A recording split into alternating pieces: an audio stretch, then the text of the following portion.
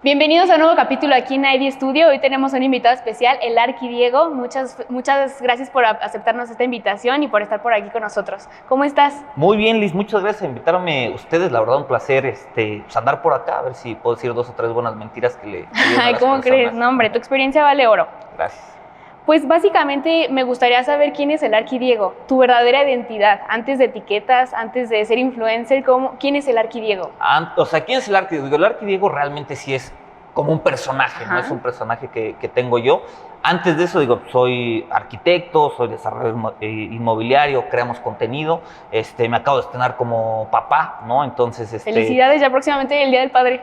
Tu primer día de mi padre. primer día de padre. Entonces, soy una persona normal, ¿no? La realidad es de Claro. que yo estudié arquitectura, en la parte de la arquitectura me gustó muchísimo la arquitectura, me apasiona, pero ya saliendo de la escuela, pues me di cuenta, ¿no? de muchas cosas que suceden, ¿no? Muchas veces hablamos mucho de diseño, muchas veces hablamos de los espacios y demás, que es algo muy romántico, pero ya Claro. cuando sales a la obra y te topas que ese romanticismo cuesta, ¿no? Y que las cosas a veces no se dan como tú esperas, Claro. cambió todo, ¿no? Entonces ahí nos empezamos a estructurar un poquito en cómo poder lograr esta arquitectura que funcionara para todas las personas y que también para todas las personas y también para nosotros, ¿no? A final de cuentas, la arquitectura es un vehículo de vivir, ¿no? Y de generar riqueza, a final de cuentas. La arquitectura, la construcción, el desarrollo inmobiliario.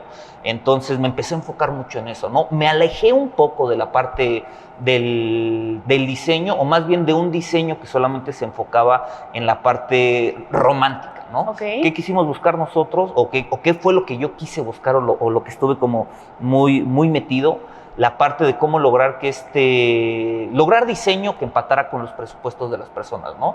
Actualmente hemos evolucionado, eso fue prácticamente hace 12 años, 13 años que egresé de la carrera. Uh-huh. Ahora ya como desarrolladores inmobiliarios, pues nos damos cuenta que no solamente es cumplir con un cliente, ¿no? Y de que, oye, quiero lograr esto y demás, porque cuando es para un cliente patrimonial, muchas veces es como visceral las decisiones, ¿no? De que, claro, bueno, sí puedo gastar un poquito más porque es para mi casa, o yo siempre imaginé el baño de esta manera, ¿no? Pero ahorita como desarrolladores nos damos cuenta que el inversionista busca otra cosa, ¿no? Busca que queden las cosas muy bien hechas, pero también está buscando que tengas una rentabilidad, que entregues a tiempo, o sea, son variantes que se van dando, pero lo que siempre hemos buscado es eso, ¿no? O sea, tener una relación muy grande entre el tema del costo de la construcción con lo que le estamos ofreciendo a los clientes para no crear pues un elefante blanco o un sueño que se quedó ahí atorado. Y fuera de eso, soy de nuevo pues, arquitecto, ¿no? Y una persona normal, ¿no? Claro.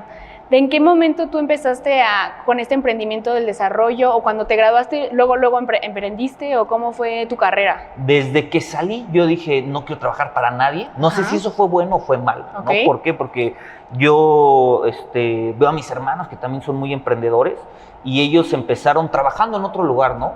Y te das cuenta cómo ellos agarraron como ciertas tablas que a lo mejor en su momento los tenían apretados, pero hoy veo cómo les ha dado, digamos, un impulso, un crecimiento muy grande, ¿no? Yo en mi caso fue al revés, ¿no? Dije, oye, Okay. ¿sabes qué? Yo me voy a aventar solo y fue una locura, ¿no? Al principio hacía renders, hacía avalúos, daba clases. El tema de la docencia es algo que me apasiona muchísimo. Daba clases, hacíamos remodelaciones, bueno, prácticamente cualquier cosa que se tuviera que hacer, ahí estaba yo, ¿no? Y ahí fue cuando me di cuenta que había mucho trabajo en la construcción, pero que no había dinero. O no había el dinero que yo esperaba para la cantidad de trabajo que estábamos ejecutando. Tal vez cobraba muy mal, tal vez no teníamos tanta experiencia, o tal vez no teníamos procesos que ahora hemos incorporado. Entonces, cuando egresé fue eso, fue pegarle a todo. Uh-huh. Ya después de 3, 4 años, la verdad, empezamos de nuevo, ¿no? A visualizar esto de cómo los costos impactaban mucho en lo que íbamos a proyectar y cómo poder sacar más clientes, ¿no? A la par me fui embarrando mucho el tema también de marketing, ¿no? El tema de ventas, que son cosas que me han ayudado, ¿no? La realidad es de que la construcción es muy bonita, la arquitectura también, pero son solamente como un par de herramientas, o es, digamos, como la base de un nicho que te va a ayudar. Ya de ahí, fuimos creciendo un poquito y de nuevo el conocer un poquito más de finanzas, un poquito más de ventas, del tema de contabilidad, pues me ayudó mucho y ya hasta me estoy desviando No te preocupes. Bajo tu experiencia, ¿tú crees que el emprendimiento es para todos? Me encantaría que el emprendimiento fuera para todos. Yo, Ajá. de hecho, tengo un pequeño síndrome de cuando veo a alguien que empieza Ajá. a platicar de que, oye, tengo esta idea y demás, soy muy de, aviéntate, hazlo, ya manda la fregada el trabajo, ¿no? Ajá. Y siempre soy como esta persona que con la gente que está a mi alrededor me gusta empujarlos, incluso dentro de la empresa, de manera interna, ¿no? Las personas de poder que tenemos en el equipo, les ofrezco internamente que puedan emprender, ¿no? Como, oye, pues salió este terreno en aportación. Yo, la verdad, traemos muchísima chamba, pero ¿por qué no hacen la proforma ustedes y se avientan? Digo, obviamente con la capa de la empresa, pero se avientan, aunque yo no gane nada o gane un porcentaje, ¿no? Porque, o sea, cuando veo el hambre en la gente, Sí. me gusta empujarlo mucho, ¿no? También me he dado cuenta que hay muchas personas haciendo este mismo ejercicio muy común Ajá. que tengo de alentar a las personas a que se avienten a dar ese paso. Pues también me doy cuenta que muchas veces no es que no puedan, pero a lo mejor no tienen como ciertas habilidades o cierta resiliencia que a veces necesita la gente, porque sí, el ser emprendedor suena muy bonito Fácil, y todos sí, queremos claro. ser emprendedores y demás, pero es un camino bien duro, ¿no? O sea, yo recuerdo por sí los primeros años de la carrera, empezar a trabajar 7 de la mañana que me iba a dar clases, ¿no? Ujú. Y acababa terminando yo a las 10, 11, 12 de la noche que, o sea, subía a veces historias en Instagram y mis amigos me decían como, güey, estás loco, güey, ¿a qué hora descansas, no? Entonces, eso sí, me ayudó muchísimo. En ese momento estaba lleno de energía igual que ahorita, pero me agotaba muchísimo, pero me dio muchísima información y me dio muchísimas como tablas de hacer las cosas, pero me doy cuenta de ciertas personas que a lo mejor también la etapa de su vida, ¿no? Ujú. Creo que cuando eres un recién egresado, cuando no tienes tantas responsabilidades, es un poquito más sencillo de hacer eso, ¿no?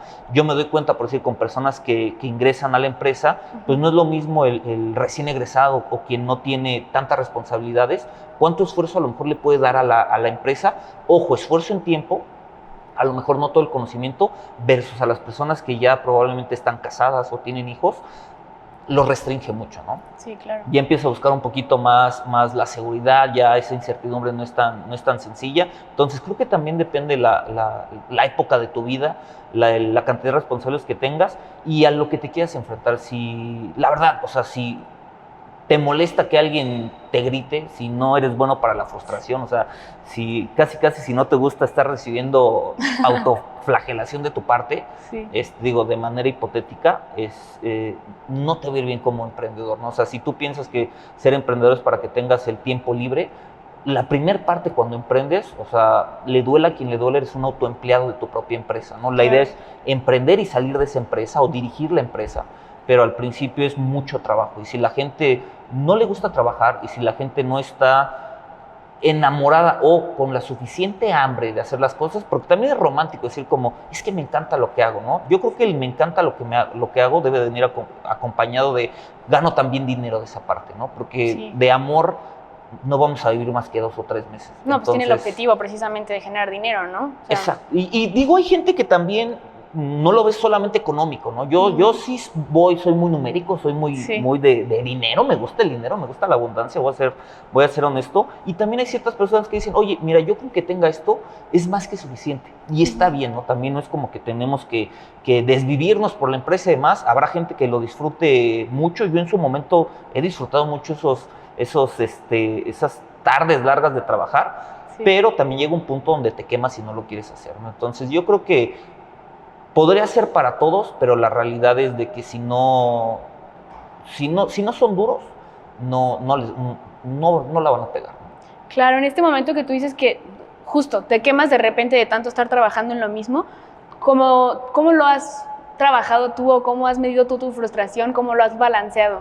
Aguantándome, o sea, literal, o sea, quisiera darte una respuesta de no, me salgo y respiro y demás. No, o sea, la verdad es, de nuevo, es el tema de resiliencia. O sea, es horrible de que te frustras, es tarde, no has acabado, llegó el cliente, no le gustó, viste 4 propuestas de venta, no cerraste ninguna. O sea, sumamente cansado, desgastante, te agüitas, quieres llegar y gritar, pero pues, a final de cuentas la siguiente va a pegar, ¿no? La siguiente va a pegar. Y también que vayamos evolucionando un poquito, ¿no? Oye, si ya tuve 10 entrevistas con prospectos o con inversionistas y no cierro nada, probablemente el producto que estamos dando no es el mejor. Probablemente tenemos un costo muy arriba o incluso podemos dar un costo tan abajo que le dé incertidumbre a la gente de contratarnos, ¿no? Entonces es aguantar pero en ese aguantar también es eso, ir evolucionando por qué no suceden las cosas. Claro.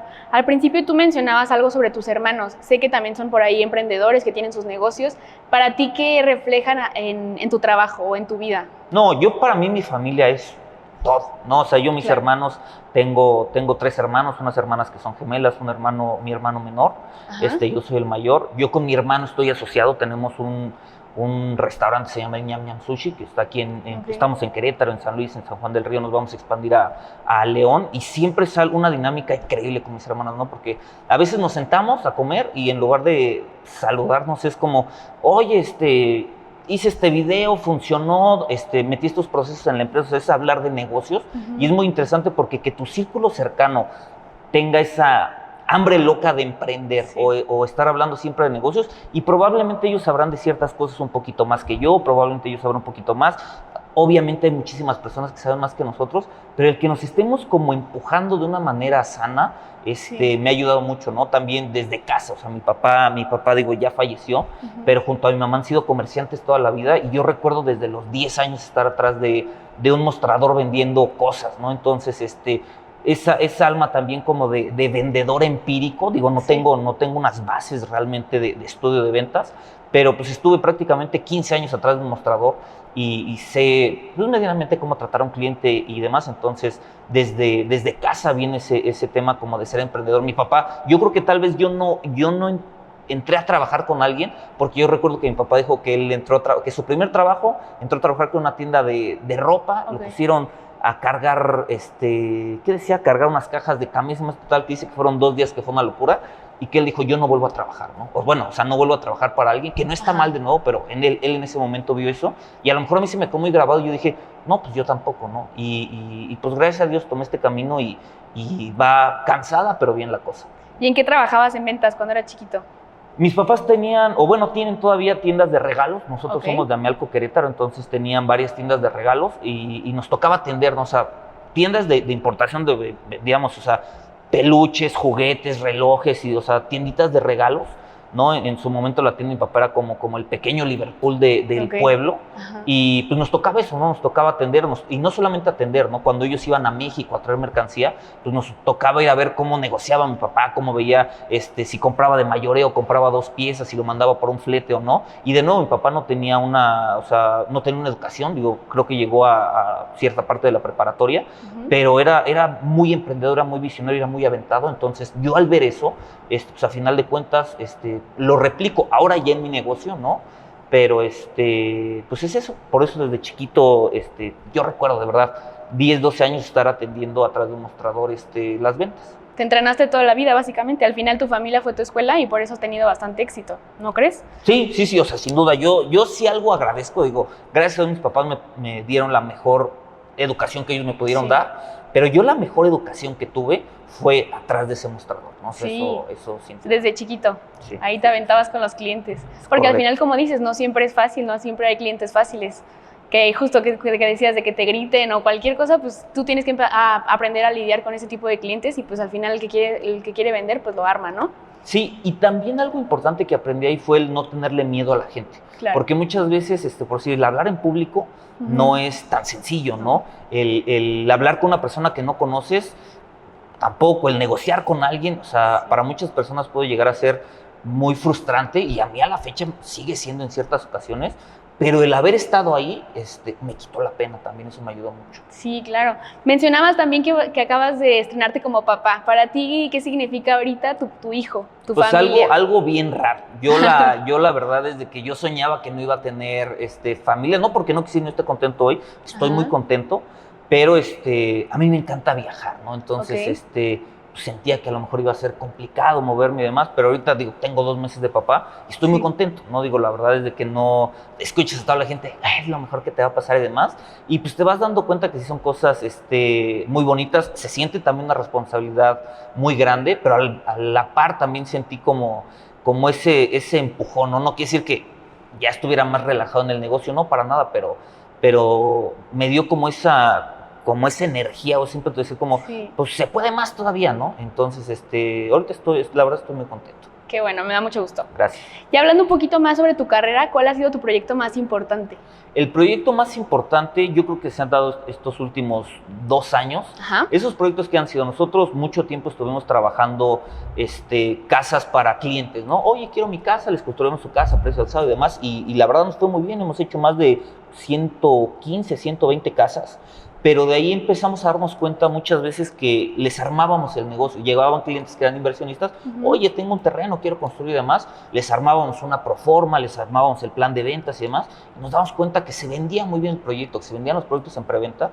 Y dijimos, oye, pues nosotros nos quedamos esta piececita del pastel y hacemos la gran parte, lo que falta es el capital, ¿no? Entonces hicimos ciertos ahorros, buscamos ciertos conocidos y nos aventamos en nuestras primeras casas a venta, nos fue bien y de ahí el año pasado lanzamos nuestro primer desarrollo y nos fue muy bien, ¿no? Okay. Fue un desarrollo aquí en Cibatá. En 4 meses lo vendimos todo. Acabamos de lanzar otro desarrollo igual en Cibatá frente al campo de golf. Ajá. En una semana vendimos el 80% del proyecto, ¿no? Entonces, Súper. ha sido muy importante y también son cosas diferentes, ¿no? De nuevo, son inversionistas no solamente para una casa, ¿no? El perfil de un inversionista que quiere construir una casa es muy diferente del inversionista que quiere comprar una preventa y librarse de problemas, ¿no? Entonces, estos 2 proyectos nos han dado muchísimo aprendizaje, pero eso fue gracias a todas esas casas que hicimos para clientes con todos esos errores que tuvimos, aprender cómo hacer un negocio inmobiliario de chiquito. Digo, yo la verdad no me hubiera aventado a hacer estos desarrollos, ¿no? Con esas inversiones que son considerablemente más grandes, sin haber hecho antes una casa y ver, me salió el negocio, no me salió el negocio. Entonces, al día de hoy, Back 01 y Vista 10, que son los proyectos que tenemos en curso, son los proyectos más importantes que tenemos. Claro, y por ahí dicen también que de los errores siempre se aprende mucho más.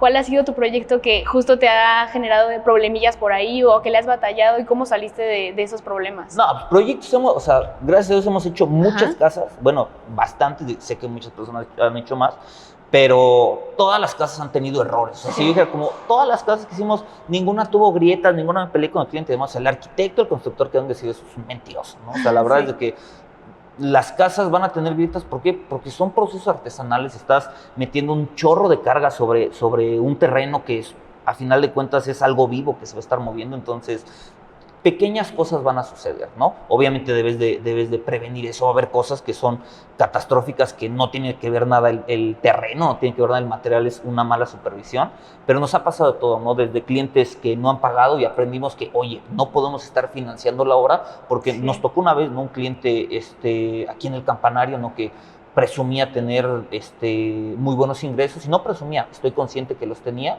y empezamos a construir, y de la nada el señor dejó de pagar. Nosotros avanzamos porque teníamos un contrato con él, y tú dices, bueno, el señor tiene dinero, nunca se ha forzado, y de la nada es como, no te voy a pagar, y si quieres, demándame, no tienes nada, ¿no? Entonces ahí fue como, puta, ¿no? O sea, fue un dolor. Otras veces que hemos tenido garantías, ¿no? O sea, que, oye, es que no impermeabilizamos bien esto, metimos un nuevo reciente, el reciente no siguió los procesos o los checklists que tenemos, y humedades, grietas y demás, entonces es complicado.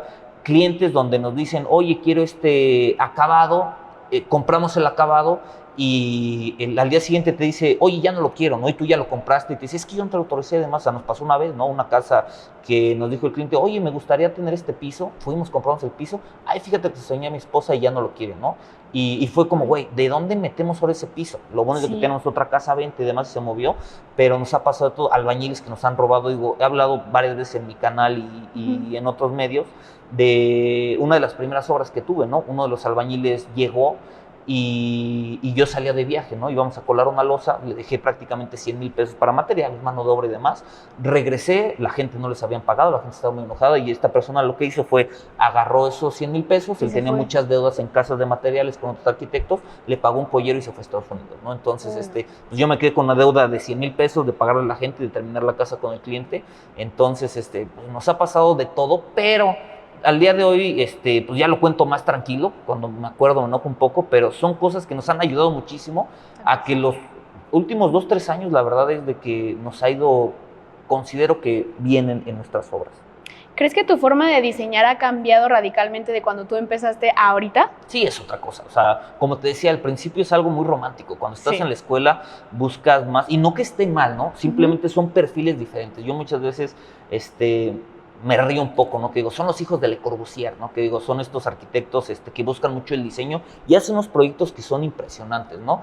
Pero muchas veces estos proyectos impresionantes, si no lo sabes ligar con el tema de un presupuesto, de un costo, se vuelven problemas para la gente, ¿no? Entonces, al principio yo venía de esa escuela, ¿no? Yo venía de esa escuela de diseñar algo bonito, que se viera muy bien, que se viera espectacular, porque así le va a gustar a la gente. Y claro, una cosa es que le guste al cliente y otra cosa es que le alcance y lo pueda construir, ¿no? Entonces, el problema es de que le gusta, empieza a construir, y si no sabías de costos, le dijiste que era $1,000,000 y se acaba yendo a 1,200,000 y todavía ni siquiera vas a meter las ventanas. Entonces, esa es una bronca. Cuando empezamos a tener esos primeros golpes de realidad y que la gente se enojaba, ¿no?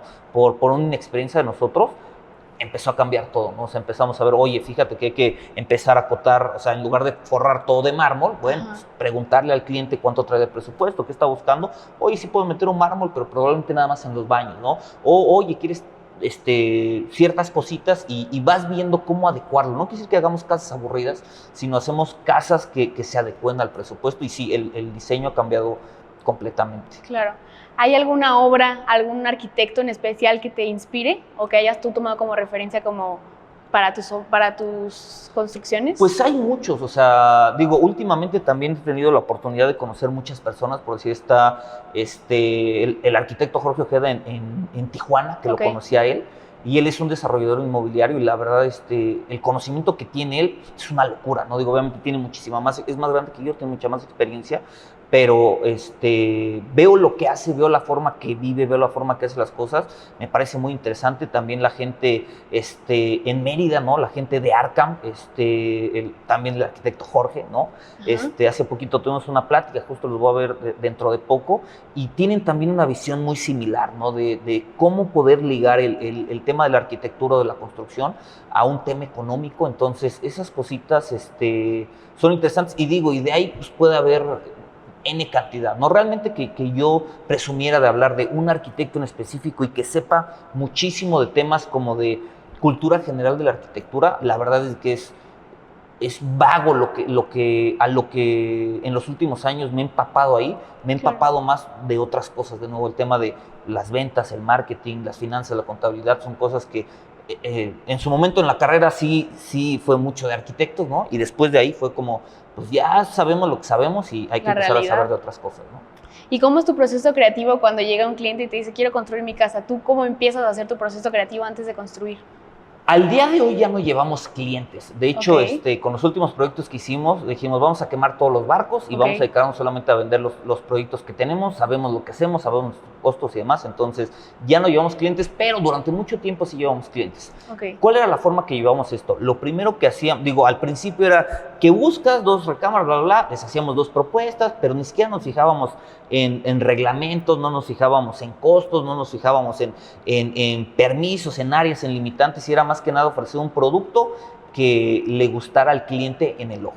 Ya luego la realidad, ya cuando pues sí nos consolidamos un poquito más como arquitectos y constructores, el proceso era primero hacer un test de vivienda con el cliente. Ese test de vivienda tenía varias preguntas, muchas preguntas lógicas, ¿no? De, oye, ¿qué es lo que quieres? ¿Cuántas recámaras? ¿Dónde está ubicado y demás? Y de ahí empezamos también a desmenuzar un poquito, ¿no? Oye, ¿tienes algún hobby?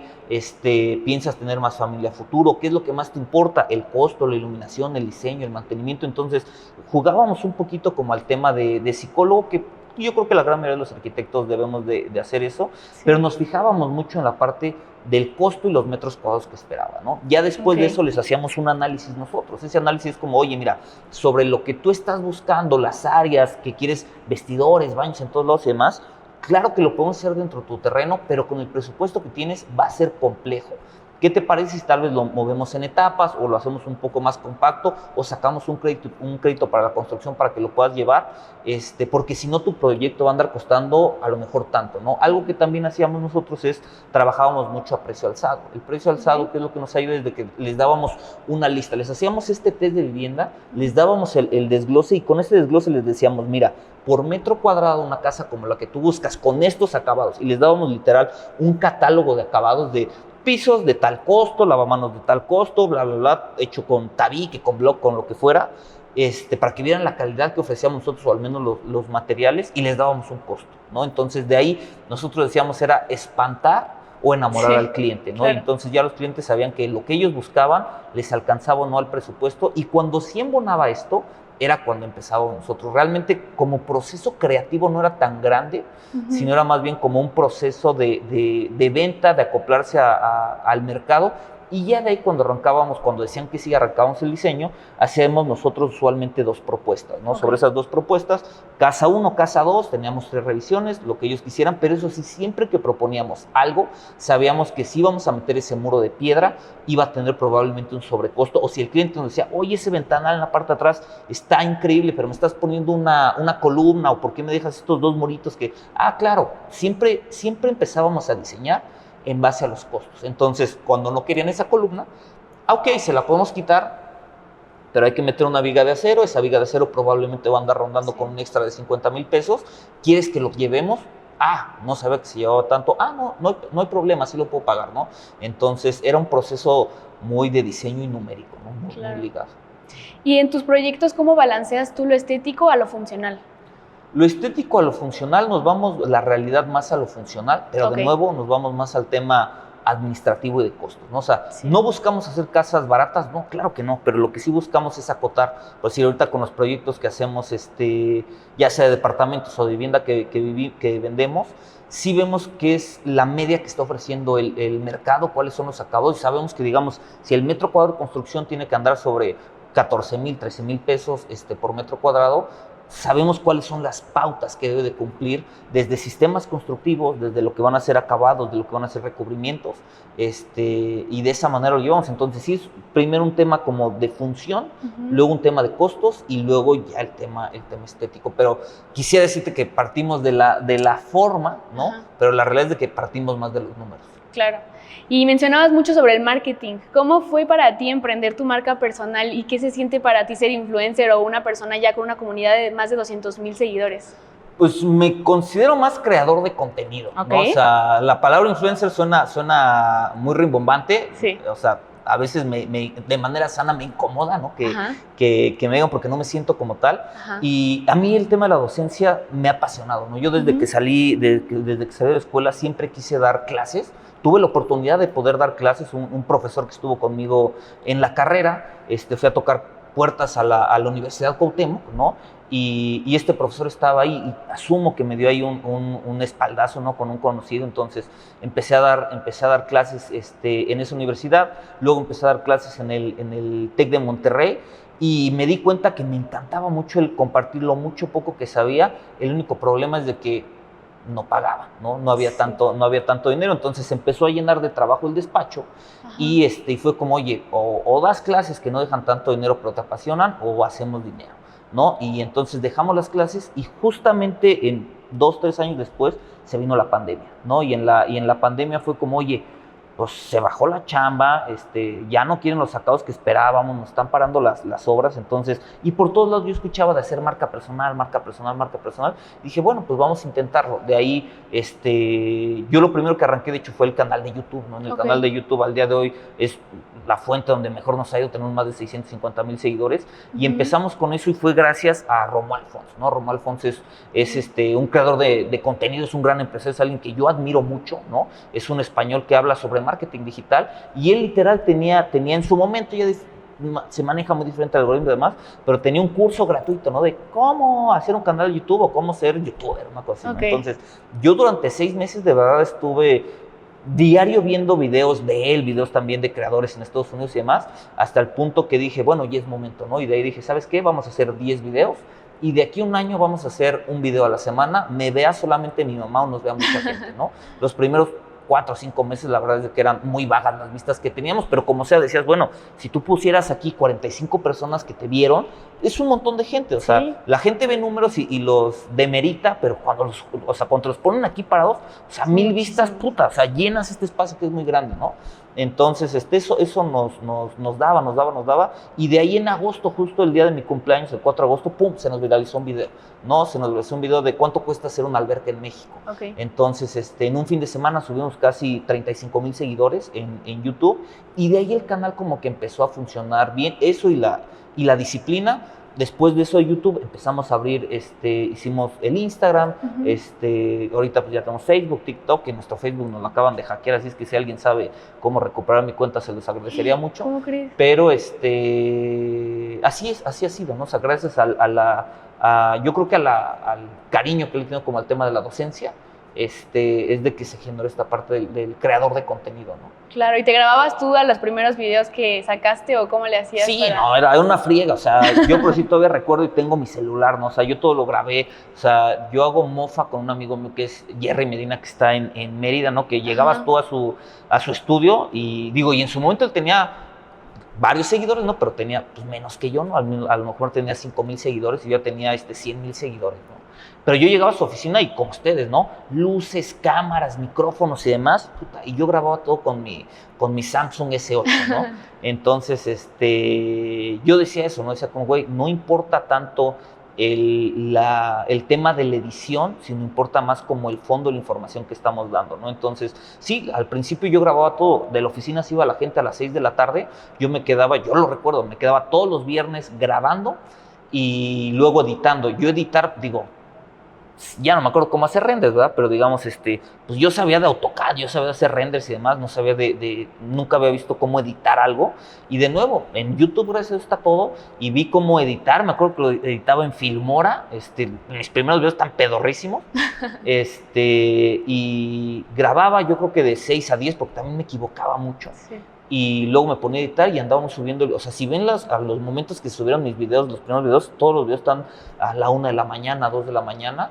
Y cuando los terminabas, los publicabas. Cuando los terminaba, los subía. Y luego me di cuenta que no era el mejor horario para subirlos, pero bueno, en su momento así fue. Y durante mucho tiempo yo edité y trabajé todos mis videos. Eso creo que en cierto punto estuvo bien, pero en cierto punto no estuvo bien, ¿no? Porque no me dejó tal vez crecer de una manera más acelerada, pero sí me dio como toda la información de saber, oye, aunque no soy un experto editando, obviamente, pero te das cuenta, oye, como que aquí se fue, aquí se escucha mal, aquí hay que hacer un zoom in, aquí hay que hacer un zoom out, ya se está aburriendo mucho la audiencia. Entonces, es el estar viendo videos y prácticamente estar editando de manera constante me ayudó, pero al día de hoy ya no sería viable poder llevar la empresa, los desarrollos, el canal de YouTube, también damos cursos en línea para quien va a construir su casa o para jóvenes arquitectos. O pequeños emprendedores dentro de la construcción, entonces no da la vida, ¿no? Entonces, sí, ¿no? Ya al día de hoy sí ya tengo un equipo, le mando un saludo a Ciel, ¿no? Que me apoya en todo el tema de la edición.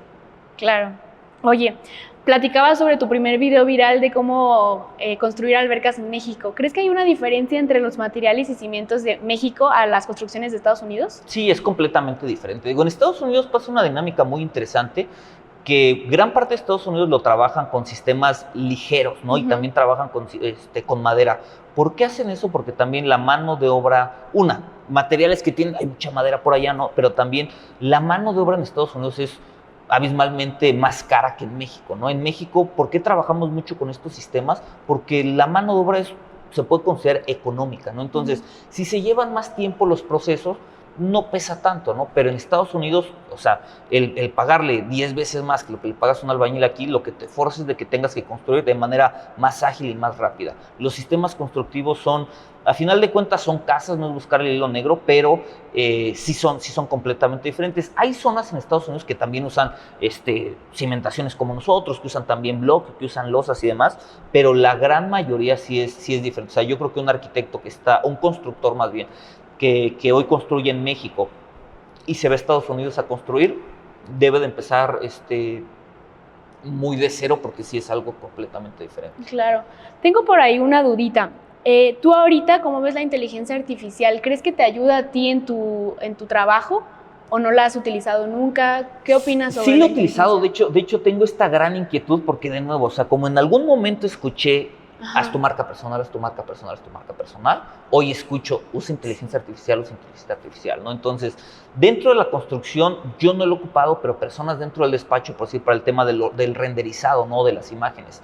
Pues ya muchas veces, cuando yo estaba en la carrera o en mis primeros años del despacho, pues me daba cuenta que hacer un buen render te llevabas 10 horas, ¿no? Y el día de hoy puedes tener prácticamente un boceto, ese boceto darle un prompt, ¿no? Y te da información, te da una imagen. La imagen no es tan certera, la imagen te va a dar pues los acabados que ellos esperan, los tonos que ellos esperan, pero bueno, cuando traes una prisa de entregar algo, te ayuda. También he visto, no lo he ejecutado, pero he visto que hay varios programas igual donde les das un terreno, le das un sketch, oye, estoy buscando meter esto en este terreno, y más o menos te lo va acoplando, ¿no? La verdad es que no tenemos tanto. ¿En qué sí me ha ayudado mucho, por decir, en el tema de investigación de mercado, ¿no? Ok. ¿Por qué? Porque ¿qué es lo que hacemos nosotros? Siempre hacemos un análisis, ¿no? Metemos, digo, todavía es un poco arcaico, pero metemos en un Excel, ¿no? De, oye, a ver, los departamentos en esta zona andan en tanto, aquí están las ligas de internet, son tantos metros, bla, bla, bla, y subimos esas tablas, ¿no? No lo da tan bien, pero sí es como, oye, ayúdame a hacer un análisis sobre estas propuestas en el tiempo que se publicó y demás, en qué rango deberíamos de estar ofertando. De manera muy vaga lo da. De ahí eso lo brinco yo le empiezo a preguntar a ChatGPT tal cual, ¿no? Sí. Oye, según esto y sobre los acabados que tenemos, ¿qué crees que lo debamos hacer? Entonces te da como ciertas herramientas que sí ayudan. De ahí otra cosa donde al menos a mí me ayuda mucho es para la creación de contenido. ¿Por qué? Porque muchas veces actualmente estamos haciendo 3 videos a la semana largos, más 21 reels que estamos subiendo, entonces se te chupa el cerebro, ¿no? Llega un punto donde dices, ¿de dónde saco información?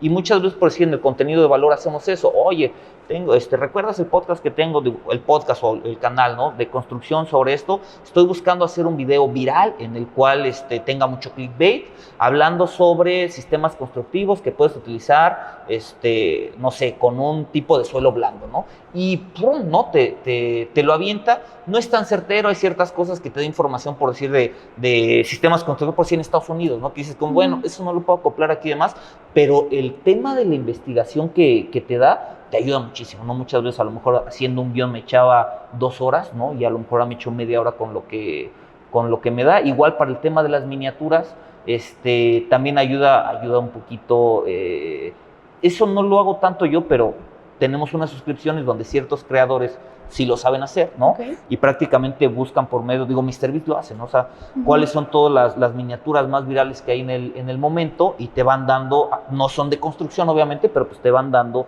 ciertas imágenes que tú puedas replicar. Sí, las tropicalizas a lo que tú estás haciendo, exacto, ¿no? Entonces digo, yo quisiera hacer más, ¿no? Yo literal quisiera decirle como, dame el presupuesto, una cosa así, Sí. pero creo que al día de hoy estamos viendo eso y ya, pero siento que sí, en el tema constructivo creo que va a ayudar a lo mejor para cálculos estructurales, a lo mejor como para bocetos de diseño, pero ya al momento de estar en obra no creo que sea tanto, pero para la creación de contenido creo que sí es un arma muy importante. Sí, ¿tú crees que en algún momento llegue como ese adelanto o esa innovación por parte de la inteligencia artificial que te puede dar todavía más de lo que ya te está ayudando tanto en creación de contenido como en la arquitectura? Yo creo que sí, va a llegar. ¿Qué va a hacer? No sé, ¿no? O sea, yo asumo que igual, por si las personas ahorita dicen oye, me quiero poner sano, ¿no? Porque en algún momento, en lugar de vivir 80 años, vamos a vivir 100, 120 o 150 años, ¿no? Y esto va a ser gracias, pues, a que la inteligencia artificial encontró algo, ¿no? O alguien se puso a trabajar, ¿no? Y en conjunto haciendo las preguntas correctas, se hizo cierto análisis, y va a pasar lo mismo en la construcción. O sea, de nuevo, por decir un cálculo estructural, yo creo que probablemente hoy le pagas a un calculista, ¿no? Le pagas, oye, hazme un cálculo estructural que, no sé, vale cierta cantidad de dinero, pero a lo mejor ahora con que tengas una mecánica de suelos, con que tú ya tengas tu diseño y digas, oye, tengo este diseño en este tipo de terreno, la mecánica de suelos dice estas cosas, ayúdame a hacer el cálculo estructural basado en la mejor cimentación con estos materiales, basado en el mejor sistema constructivo, o dame 2 propuestas hablando sobre los costos que podría llevar esto, y creo que te lo va a hacer, ¿no? De la misma manera, creo que ligando un poquito software, ¿no? Digamos, el software de BIM, que son paramétricos, que tú puedas ligar, ¿no? Al día de hoy ya te da cierta información, ¿no? Tú haces un muro y ese muro te dice, este muro es de bloque con estos acabados y demás, pero yo creo que también te va a ir ayudando de que conforme vayas armando esto, te vaya armando también el presupuesto a la par, y probablemente en algún punto te diga, esto ya se fue para arriba, esto ya se fue para abajo, entonces va a evolucionar, ¿no? Manualmente no creo que vaya a suceder tanto, ¿no? En el tema de la obra como tal, creo que es algo complejo, pero temas administrativos y de cálculos estructurales creo que sin duda alguna sí va a ayudar bastante. Y en términos de construcción, ¿tú crees que está sobrevalorado hoy en día lo útil a lo ¿cómo se llama? A lo nuevo? Tal vez a lo minimalista, a lo estético. Pues es que yo creo que eso depende de cada quien, ¿no? O sea, pues que es estético, ¿no? O sea, de nuevo, o sea, va a haber gente que, yo por decir en el canal, ¿no? A veces subo por decir algo, subo un video, ¿no? De estos 5 acabados harán que tu casa se vea muy vieja, ¿no? Okay. Y fue un video donde la gente se ofendió, ¿no? Que es como, yo desde mi punto de vista, pues va a hacer que tu casa se vea vieja. Muchas personas dicen, efectivamente es la casa que, los acabados tienen la casa de mi abuelita, ¿no? Y muchas personas ofendidas de, oye, si eres arquitecto, se ve que no sabes nada, ¿no? Oye, esos acabados, ya quisiera verlos de tu casa, ¿no? Entonces, ahí es como que va diferiendo. A mí me gusta mucho buscar, digamos, un tema de un diseño contemporáneo que sea muy funcional y de nuevo muy ligado a los costos. Tú ahorita que estás, por ejemplo, me comentabas de Cibatá, tú ahorita que estás trabajando en una comunidad planeada, ¿hasta cuándo crees que hay una saturación de viviendas en la zona? Yo la verdad es de que bajo mi ignorancia o poco conocimiento de Cibatá, yo asumo que Cibatá está detonado en un 70% en lo que es labor de ventas. ¿Qué es ese 70% en labor de ventas? Que quiere decir que se vendió el 70% más no está construido. Yo creo que el otro 30%, cuando menos Supraterra se va a llevar entre desarrollar y vender de 7 a 10 años, y ahí van a acabar de vender Supraterra, ¿no? Pero de ahí todavía falta que se revendan terrenos, de ahí falta que todavía desarrolle la gente. Entonces yo cuando menos le veo una plusvalía muy interesante y un crecimiento muy interesante a Cibatá los próximos 15 años. De hecho, próximos proyectos que tenemos, de hecho, un proyecto ya en puerta que también vamos a lanzar, y todas las canicas de nuevo las estamos aventando a Cibatá porque creo que es una gran oportunidad aquí en Querétaro. En Querétaro hay muchas zonas, eso sí, o sea, no quiere decir que solamente Cibatá venda, no, claro que no, pero creo que es una apuesta muy interesante Cibatá. ¿Tú ahorita crees que es proporcional el número de casas construidas a las que están habitadas? Pues es que yo creo que prácticamente a como se construye se habitan las casas.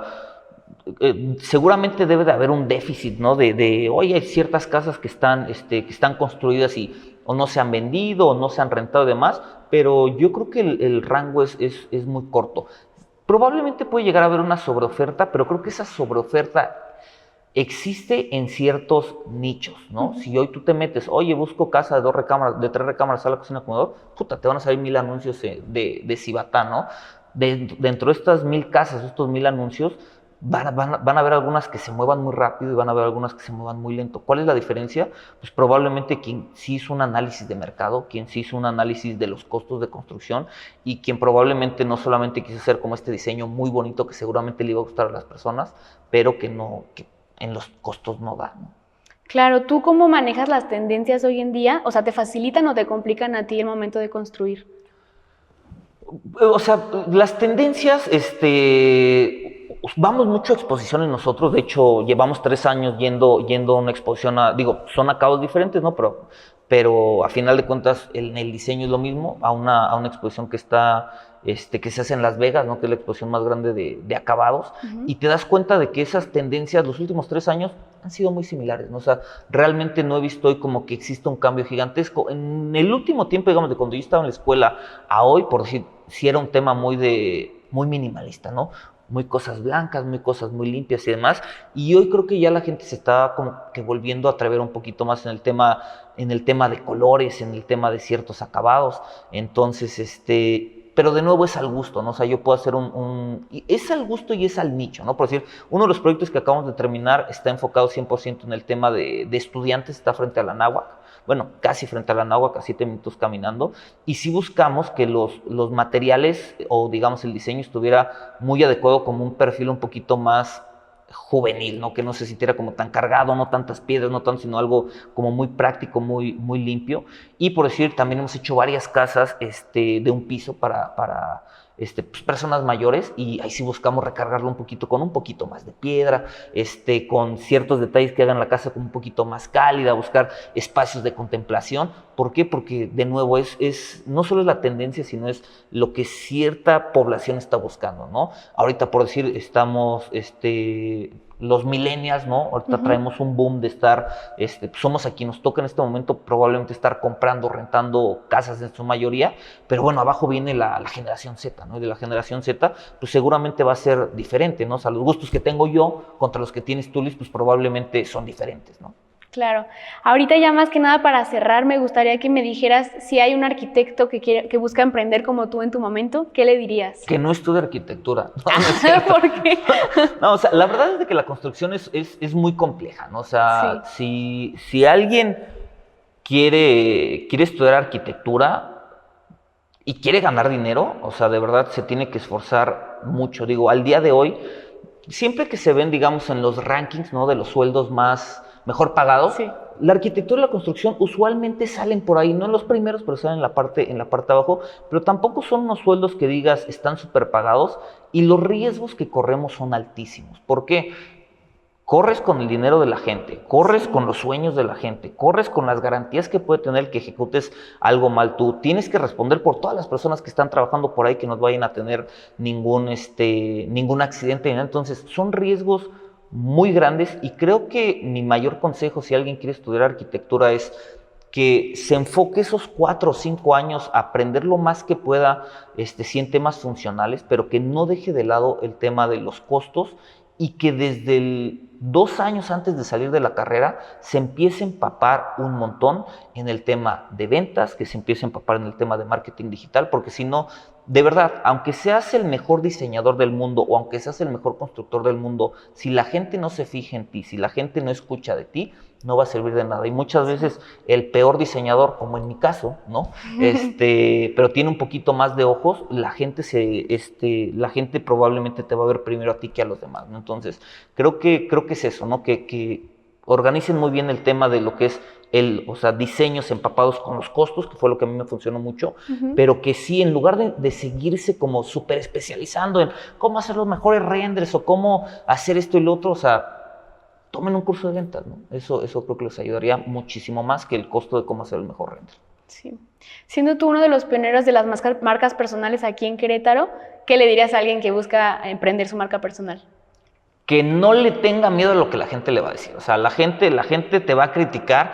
O sea, yo recuerdo cuando empecé, puta, o sea, el hate está duro, ¿no? O sea, la gente se queja de todo, ¿no? O sea, justo pueden ver cualquiera de mis videos y de cada 10 videos saldrán 2 o 3 personas que se quejan por lo que sea, ¿no? Y la gente siempre va a hablar, ¿no? Entonces, creo que prácticamente es que hagan las cosas que les gustan hacer y que tengan experiencia, ¿no? Porque también veo muchas personas que creen que leyendo un libro ya pueden hablar de que son los mejores diseñadores, que son los mejores constructores o que son los mejores haciendo trading, ¿no?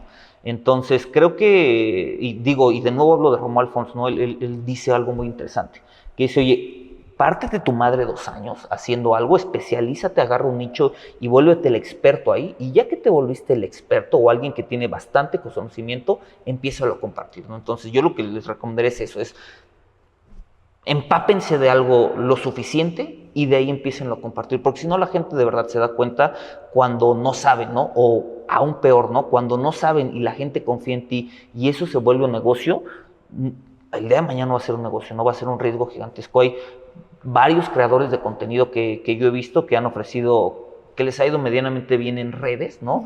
Han hecho temas de inversiones, han hecho temas de captar capital y demás, y por no tener experiencia, el día de hoy tienen problemas bien interesantes, ¿no? Entonces, a nosotros tuvimos la fortuna que fue eso, ¿no? Que estuvimos 6, 7 años matándonos como locos en la oficina, ¿no? Y el día que hablábamos, no era difícil hablar del tema de construcción y de costos porque era lo que vivíamos día a día.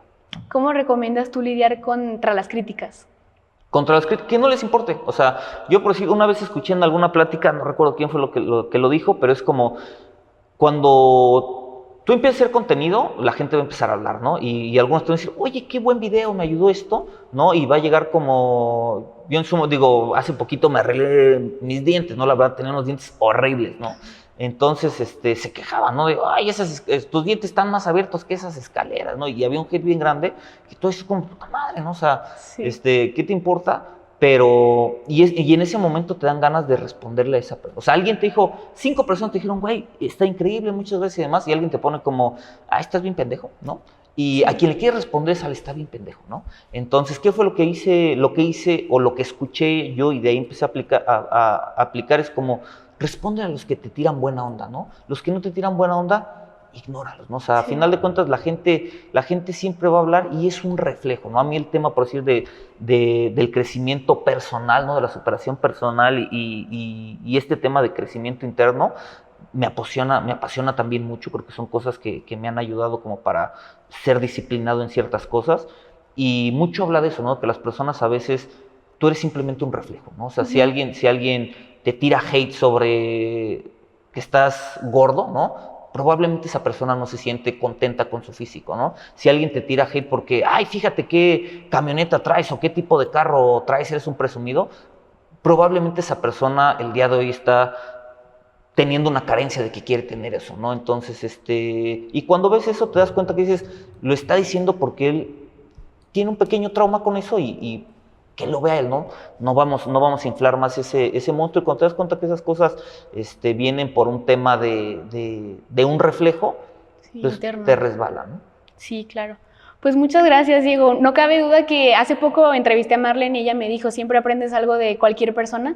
Claramente yo aprendí bastante en este poquito ratito que estuvimos juntos, aprendí bastante que al final de cuentas uno ve las construcciones, las casas, pero nunca sabes qué hay detrás, ni la friega que hay detrás, ni los estudios que tú mencionas que hay detrás. O sea, entonces creo que toda tu experiencia me la compartes a mí y busco compartírsela a muchas personas porque al final vale oro. Entonces te agradezco mucho esta entrevista, que hayas aceptado nuestra invitación y que andes por aquí en el estudio. No, muchas gracias, Liz, de verdad, un placer, gracias por invitarme. Me chiveo mucho cuando la gente me invita. Digo, me gusta hacer mucho contenido, pero pues lo hago encerrado en el estudio que tenemos ahí en la oficina, ¿no? Cuando veo más gente es a veces diferente, pero me da mucho gusto de que creo que lo que intento compartir de verdad, el tema de la docencia, a mí me encanta, y el saber que podemos ofrecer algo que a alguien le ayude, me gusta mucho, ¿no? Entonces, muchas gracias por la invitación. No, hombre, a ti. Muchísimas gracias, Diego. Gracias, Liz.